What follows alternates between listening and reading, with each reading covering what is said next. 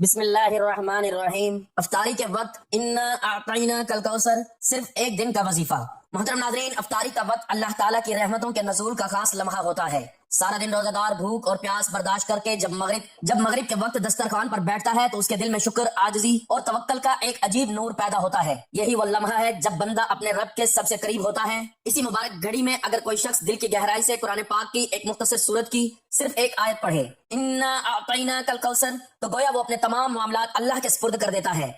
یہ صرف الفاظ نہیں بلکہ کامل توکل، یقین اور اعتماد کا اعلان ہے کہ بے شک ہم نے آپ کو کوثر عطا فرمایا۔ اس صورت مبارکہ میں آگے فرمایا گیا کہ پس آپ اپنے رب کے لیے نماز پڑھیں اور قربانی کریں اور یقیناً آپ کا دشمن ہی بے نام و نشان رہے گا۔ قرآن مجید کی یہ مختصر ترین مگر نہایت عظیم صورت ہے جو صرف 3 آیات پر مشتمل ہے، مگر اپنے معنی و مفہوم، بشارت اور پیغام کے اعتبار سے انتہائی جامع اور وسیع ہے۔ اس صورت میں اللہ تعالیٰ نے اپنے محبوب نبی حضرت محمد صلی اللہ علیہ وآلہ وسلم کو ایک عظیم خوشخبری دی۔ آپ صلی اللہ علیہ وآلہ وسلم کے دشمنوں کو جواب دیا اور قیامت تک آنے والے مسلمانوں کو عبادت، شکر گزاری اور صبر کا درس دیا۔ سورۃ الکوثر مکی صورت ہے اور قرآن پاک کی 108ویں صورت ہے۔ اس میں 3 آیات، 10 کلمات اور 42 حروف ہیں۔ اگرچہ یہ صورت مختصر ہے لیکن اس کے اندر عقیدہ، عبادت، بشارت اور دشمنان اسلام کے لیے وعید سب کچھ جمع کر دیا گیا ہے۔ کوثر کا لفظ عربی میں کثرت سے خیر اور بھلائی کے لیے آتا ہے۔ مفسرین نے اس کے لیے کئی معنی کیے ہیں۔ جنت کی ایک نہر، حوض کوثر، نبوت، قرآن مجید، امت کی کثرت، بلند مقام اور شان۔ ایک مشہور حدیث میں نبی کریم صلی اللہ علیہ وآلہ وسلم نے فرمایا کہ کوثر جنت کی ایک نہر ہے جو اللہ تعالیٰ نے مجھے عطا کی ہے۔ اس کا پانی دودھ سے زیادہ سفید اور شہد سے زیادہ میٹھا ہے۔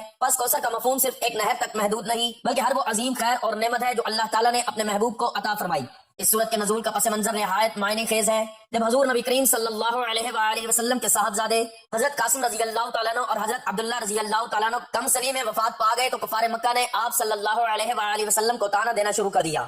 ان میں سے ایک شخص عاص بن وائل تھا جس نے کہا کہ محمد صلی اللہ علیہ وآلہ وسلم کا نام و نشان مٹ جائے گا کیونکہ ان کا کوئی بیٹا زندہ نہیں رہا۔ عرب معاشرے میں اس زمانے میں بیٹے کو نسل کے تسلسل اور نام کی بقا کا ذریعہ سمجھا جاتا تھا۔ اسی موقع پر اللہ تعالیٰ نے یہ صورت نازل فرمائی اور اپنے محبوب صلی اللہ علیہ وآلہ وسلم کو تسلی دی کہ انا اعطیناک الکوثر، یعنی اے محبوب ہم نے آپ کو کوثر عطا فرما دی، اور ساتھ ہی فرمایا ان شأنک هو الابتر، یقیناً آپ کا دشمن ہی بے نام و نشان ہوگا۔ یوں اللہ تعالیٰ نے اعلان کر دیا کہ اصل میں بے نام و نشان وہ لوگ ہوں گے جو رسول اللہ صلی اللہ علیہ وآلہ وسلم سے دشمنی کریں گے، جبکہ آپ صلی اللہ علیہ وآلہ وسلم کا ذکر قیامت تک بلند رہے گا۔ آج پوری دنیا میں اذانوں، نمازوں اور درود شریف میں آپ صلی اللہ علیہ وآلہ وسلم کا نام بلند ہوتا ہے، جبکہ آپ کے دشمنوں کا کوئی ذکر نہیں۔ انا اعطیناک الکوثر، یہ آیت نبی کریم صلی اللہ علیہ وآلہ وسلم کے لیے عظیم بشارت ہے۔ اللہ تعالیٰ نے جمع کا صیغہ انا استعمال کیا جو عظمت اور شان کو ظاہر کرتا ہے۔ گویا رب کائنات اپنی عظمت کے ساتھ اعلان فرما رہا ہے کہ ہم نے آپ کو بے شمار بھلائیاں عطا کر دی ہیں۔ یہ آیت ہمیں بھی یہ سبق دیتی ہے کہ جب اللہ کسی کو عطا کرتا ہے تو دنیا کی کوئی طاقت اسے چھین نہیں سکتی۔ فصلی لربک وانحر، اس آیت میں شکر گزاری کا طریقہ بتایا گیا ہے۔ جب اللہ نعمت دے تو اس کا شکر ادا کرو۔ یہاں 2 عبادات کا ذکر ہے، نماز پڑھو، قربانی کرو، یعنی عبادت کے ذریعے اللہ کا شکر ادا کرو۔ نماز بندے کو اللہ سے جوڑتی ہے اور قربانی اخلاص اور اطاعت کی علامت ہے۔ یہ آیت ہمیں سکھاتی ہے کہ نعمت ملنے پر غرور نہیں بلکہ سجدہ کرنا چاہیے۔ ان شأنک هو الابتر، یہ آیت دشمنان رسول کے لیے سخت جواب ہے۔ ابتر کا مطلب ہے بے نام و نشان، کٹا ہوا، جس کی نسل یا اثر باقی نہ رہے۔ اللہ تعالیٰ نے واضح فرما دیا کہ اے محبوب آپ نہیں بلکہ آپ کا دشمن بے نام ہوگا۔ آج ہم دیکھتے ہیں کہ دنیا میں اربوں مسلمان حضور صلی اللہ علیہ وآلہ وسلم سے محبت کرتے ہیں، آپ پر درود بھیجتے ہیں، آپ کی سنت پر عمل کرتے ہیں، جبکہ آپ کے دشمنوں کا نام تاریخ میں مٹ چکا ہے۔ اس آیت میں اہل ایمان کے یقین اور توکل کا وہ منظر بیان ہوا ہے جس نے تاریخ اسلام کو روشن کر دیا۔ اسی طرح قرآن مجید میں اللہ تعالیٰ فرماتے ہیں وَمَن يَتَوَكَّلْ عَلَى اللَّهِ فَهُوَ حَسْبُهُ، جو اللہ پر بھروسہ کرے اللہ اس کے لیے کافی ہو جاتا ہے۔ اسی طرح اللہ تعالیٰ فرماتے ہیں ان اللہ یحب المتوکلین، بے شک اللہ توکل کرنے والوں سے محبت فرماتا ہے۔ جب بندہ افطاری کے وقت انا اعطیناک الکوثر پڑھتا ہے تو وہ اللہ کی محبت کا امیدوار بن جاتا ہے۔ اور ایک اور آیت میں ارشاد ہے وَعَلَى اللَّهِ فَلْيَتَوَكَّلِ الْمُؤْمِنُونَ، مومنوں کو چاہیے کہ وہ اللہ ہی پر توکل کریں۔ یہ تمام آیات اس ذکر کی عظمت کو ظاہر کرتی ہیں۔ احادیث مبارکہ میں بھی افطاری کے وقت دعا کی قبولیت کا خاص ذکر ملتا ہے۔ حضور نبی کریم صلی اللہ علیہ وآلہ وسلم نے فرمایا روزہ دار کے لیے افطار کے وقت ایک دعا ہوتی ہے جو رد نہیں کی جاتی۔ یہ حدیث اس بات کی دلیل ہے کہ افطاری کے وقت جو دعا کی جائے وہ قبولیت کے قریب ہوتی ہے۔ اگر اس وقت بندہ انا اعطیناک الکوثر پڑھ کر اپنی حاجات اللہ کے سپرد کر دے تو یہ دعا کی بہترین صورت ہے۔ ایک اور حدیث میں رسول اللہ صلی اللہ علیہ وآلہ وسلم نے فرمایا 3 اشخاص کی دعا رد نہیں ہوتی، عادل حکمران، روزہ دار جب تک افطار نہ کر لے، اور مظلوم کی دعا۔ افطار کے وقت روزہ دار کی دعا خاص قبولیت رکھتی ہے۔ یہ ویڈیو صرف الفاظ کا مجموعہ نہیں بلکہ ایک دعوت ہے، ایک پکار ہے، ایک موقع ہے کہ ہم رمضان کی اس عظیم نعمت سے بھرپور فائدہ اٹھائیں۔ افطاری کا وقت گپ شپ میں ضائع نہ کریں یا مصروفیات میں کھو جانے کے بعد چند منٹ اپنے رب کے لیے نکال لیں. قرآن پاک کی اس سورت مبارکہ کی ایک آیت کو محبت اور توجہ کے ساتھ پڑھیں, اس کے معنی پر غور کریں, اس کے پیغام کو دل میں اتاریں اور پھر دیکھیں کہ کس طرح آپ کی زندگی میں نور پھیلتا ہے. رمضان چند دنوں کا مہمان ہے. یہ مہینہ پلک جھپکتے گزر جاتا ہے, لیکن اس میں کیے گئے اعمال ہمیشہ کے لیے ہمارے نامہ اعمال میں محفوظ ہو جاتے ہیں. رمضان المبارک میں افطاری کے وقت قرآن پاک کی اس سورت کی ایک آیت کو اپنی روزمرہ زندگی کا حصہ بنانا ہے. ہم اسے صرف رسم کے طور پر نہیں بلکہ یقین, محبت اور اخلاص کے ساتھ پڑھیں گے. ہم اسے اپنی دنیا اور آخرت کی کامیابی کا ذریعہ بنائیں گے, کیونکہ جو شخص رمضان میں افطار کے وقت یہ آیت پڑھ لیتا ہے اللہ تعالیٰ اسے کبھی تنہا نہیں چھوڑتا. اس کے دل کو سکون دیتا ہے, اس کے گھر کو برکت عطا فرماتا ہے, اس کی آخرت کو روشن کرتا ہے, اس کے دشمنوں کی زبان بندی ہوتی ہے, اس کے معاملات میں آسانی پیدا ہو جاتی ہے. یہ وہ سعادتیں ہیں جس کی ہمیں تلاش ہے, یہی وہ کامیابی ہے جس کے لیے ہم جیتے ہیں, اور یہی وہ راستہ ہے جو ہمیں اللہ کی رضا اور جنت کی طرف لے جاتا ہے اور ہمیں خیر کثیر کا مستحق بناتا ہے. ناظرین, رمضان کے لغوی معنی کسی شے کو جلا کر اس طرح ختم کر دینا کہ نہ تو جلتے وقت دھواں نظر آئے اور نہ ہی اس کی راکھ بچے.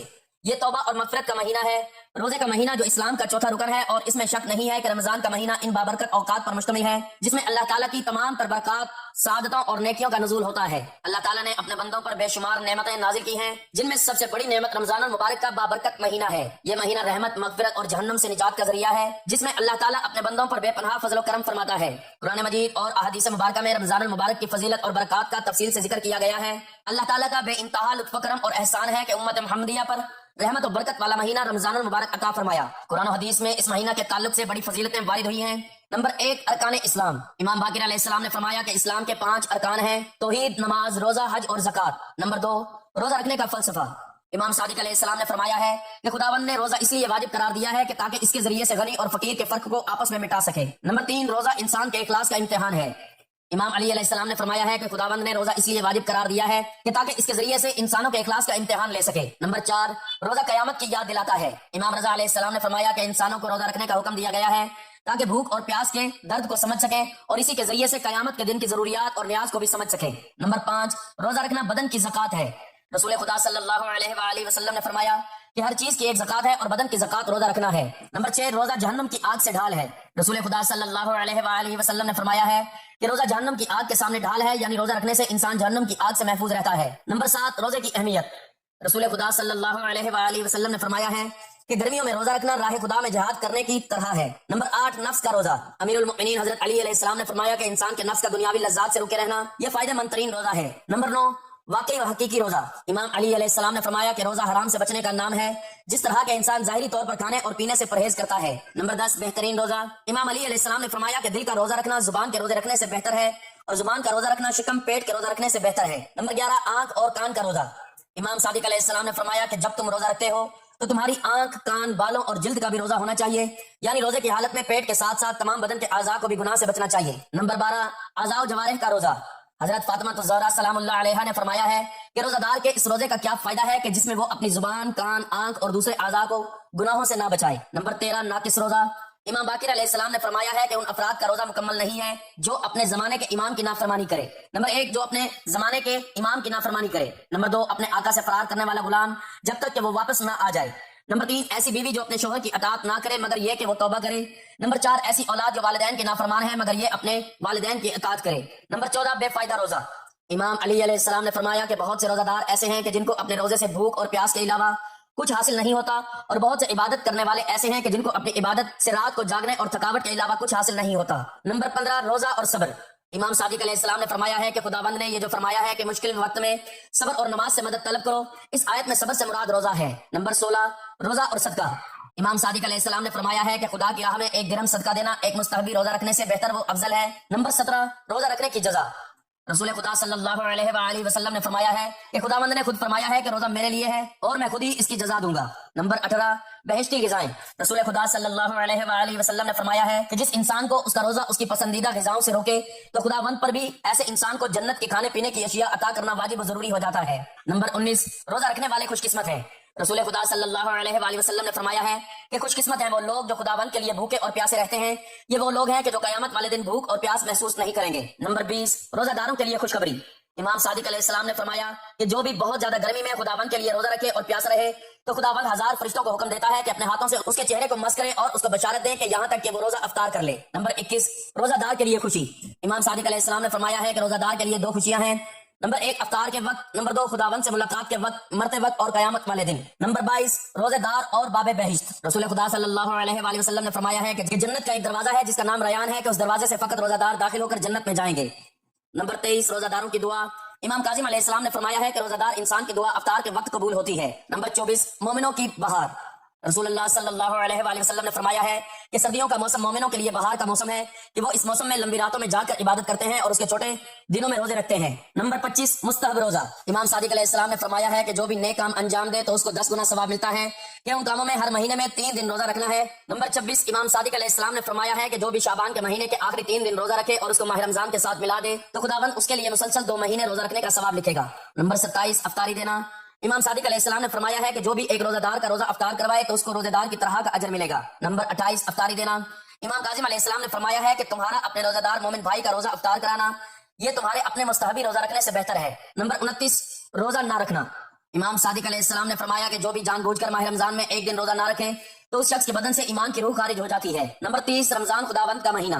इमाम अली अलैहिस्सलाम ने फरमाया है कि रमजान खुदावंद का महीना है और शाबान रसूल खुदा का महीना है और रजब मेरा महीना है। नंबर 31 रमजान रहमत का महीना।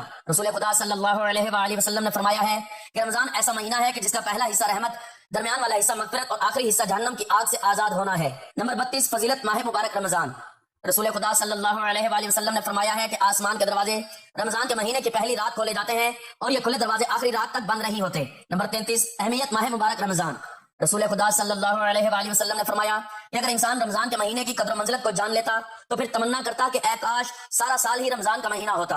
नंबर 34 कुरान और माह मुबारक रमजान। इमाम रजा अलैहिस्सलाम ने फरमाया है कि जो भी रमजान के महीने में कुरान करीम की एक आयत की तिलावत करे तो ये ऐसा ही है कि जैसे उसने दूसरे महीनों में मुकम्मल कुरान की तिलावत की है, यानी इस मुबारक महीने तिलावत कुरान का सवाब इस कदर ज्यादा हो जाता है। नंबर 35 मुकद्दर को बदलने वाली रात। इमाम सादिक अलैहिस्सलाम ने फरमाया है कि इंसान के अमाल के हिसाब की रात शब कदर होगी।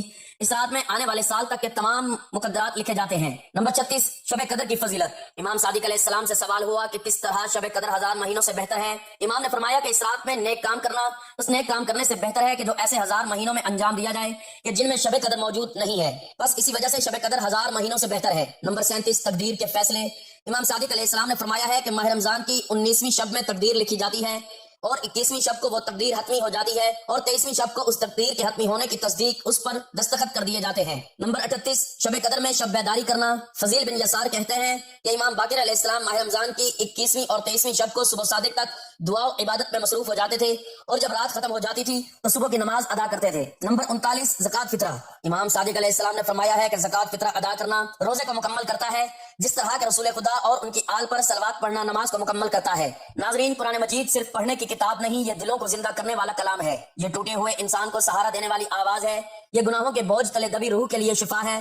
खास तौर पर रमजान में अफ्तार के वक्त इंसान कुरान पाक की इस सूरत मुबारक की एक आयत को अगर सच्चे दिल से अपना मामूल बना लेता है तो उसके असरात सिर्फ आखिरत तक महदूद नहीं रहते बल्कि दुनिया में भी उसकी जिंदगी बदलना शुरू हो जाती है। बुजुर्गान दीन ने फरमाया कि बाज आयात ऐसी हैं जो अल्लाह ताला की खास रहमतों की कुंजियां हैं और जब कोई बंदा रमजान में अफ्तारी के वक्त इनको खुलूस, यकीन और मोहब्बत के साथ पढ़ता है तो अल्लाह ताला उस पर ऐसे करम फरमाता है जिसका वो खुद अंदाजा नहीं लगा सकता। क़ाल अल्लाह ताला लौ अंज़लना हाज़ल कुरआन अला हबलिन लरअयता खाशियम मुतसद्दियम मिन खशियतिल्लाह। अल्लाह ताला ने फरमाया अगर हम ये कुरान किसी पहाड़ पर नाजिल करते तो तुम देखते कि वो अल्लाह के खौफ से दबा जा रहा है और फटा पड़ता है। इसी तरह सूरतुल माइदा में अल्लाह ताला ने फरमाया और जब वो उस कलाम को सुनते हैं जो उसके रसूल सल्लल्लाहु अलैहि वसल्लम की तरफ नाजिल हुआ तो तुम देखते हो कि अक्षनासी के असर से उनकी आंखों से आंसू बह निकलते हैं और वो पुकार उठते हैं, ऐ हमारे रब, हम ईमान लाए, हमारा नाम गवाही देने वालों में लिख ले। मोहतरम नाज़रीन, जैसा कि आप जानते हैं कि रमजान का पूरा महीना ही कबूलियत का है। इस महीने की हर घड़ी कबूलियत की है, लेकिन रमजान में अफ्तारी का वक्त रब को बड़ा महबूब है।